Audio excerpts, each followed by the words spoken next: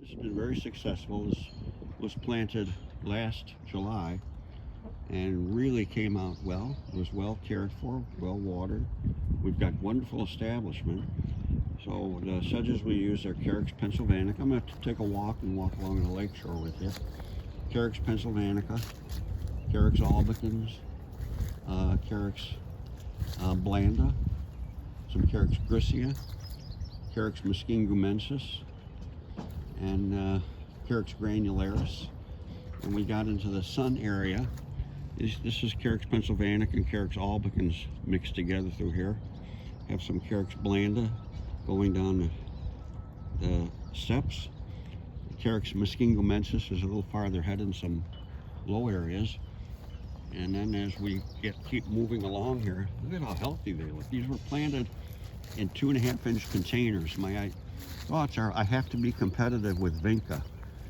If I'm not competitive with Vinca or Pachysandra, sometimes people will just stick with the old pedestrian way of doing things, because its economics is as much a factor as it is health and beauty. So here we've got Spiralis, Heterolepis, Echinacea, Pallida, Purpurea, Coreopsis, verticillata, Stachys, Officinalis humilo, and this is Allium Summer Beauty through here.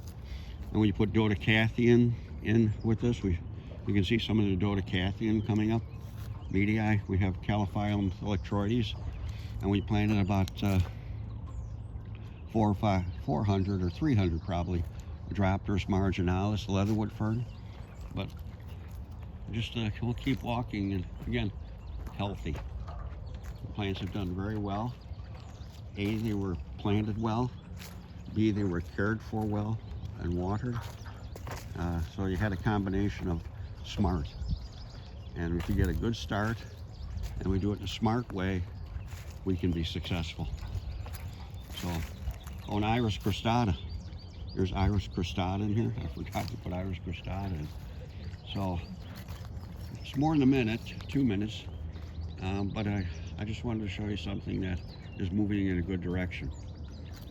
So thanks everybody, and let's keep thinking about Carex and smart planting. I think sometimes people think it's a little expensive, but it's not. It's more expensive because we're doing it smartly. And when we do it smartly, it's actually more economical in the long run, because it's much more thoughtfully cared for, and the prices actually go down per square foot when you plant in a smart way. And we'll talk more about that later. So we can actually earn more money, but yet we can do things more economically, charging less per square foot, because the plants are more responsible for their own well-being. And that's called a team effort. It's not just about us. It's about the team we put together with the group of people in planting, caring for the plants, and also the plants themselves play such a big role in the cost of their own well-being. So it's just coming to know the plants. When you come to know the plants, you can't help but move in a successful direction. Thanks everybody.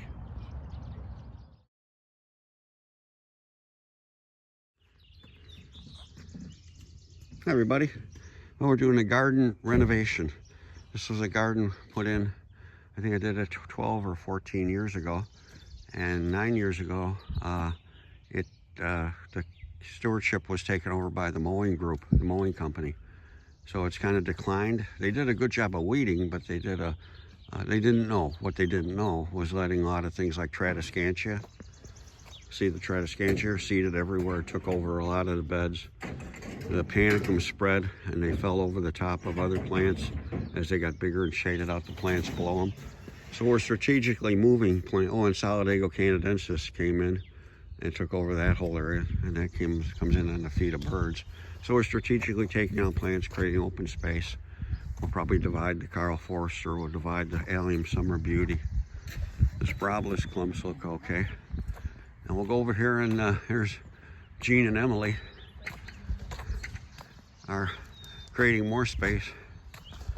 Jean and Emily are digging out all the Solidago canadensis that just got everywhere. And Jean can tell you this is not an easy job. No.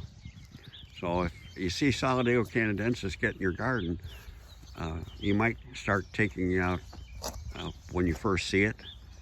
And that's, again, the gardening team that was here earlier, they didn't know it. They had no idea that that was something that had to be taken out. They simply knew how to weed as best they could and put a lot of mulch down. So you can see the mulching practice. We've uncovered some of it, but they covered up the Stakes humalo. They've covered up the echinaceas coming up on top. So it's not just simply getting rid of the mulch as fast as you can out of your truck so you can go to the next house and get rid of the mulch as fast as you can out of your truck. It's a skill. You apply it, you put it around the plants lightly if you need it at all.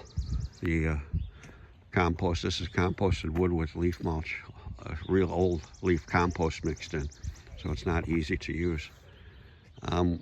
Basically what we're doing now, we're taking over the stewardship and we'll be letting the plants live in their own leaf and stem fall. So we'll put leaf mulch down for the new planting, and then we'll be done. And then we'll be trimming and leaving the leaf and stem fall here from year to year.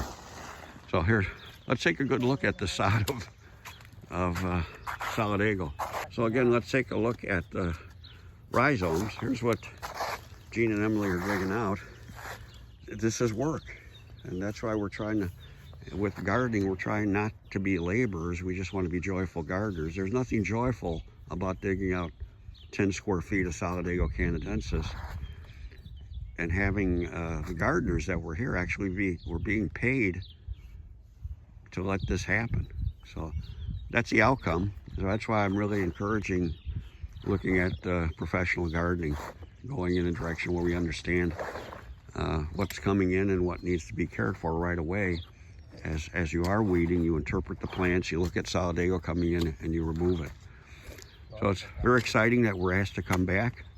It's very exciting the client realized that gardening is a skill. It's not just something the mowing people can do. So I just thought I'd catch up. We'll show you what we put in. We're still going to remove a few things and divide, like I said, Carl Forster, and we'll be dividing the Allium Summer Beauty. When we first pull up, it's too bad this happened. But then again, it's fun doing it. As soon as they get that goldenrod out, Gene and Emily will be having fun again.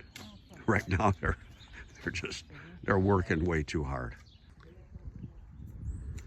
During the garden renovation, you can see how large the clumps of Allium Summer Beauty are.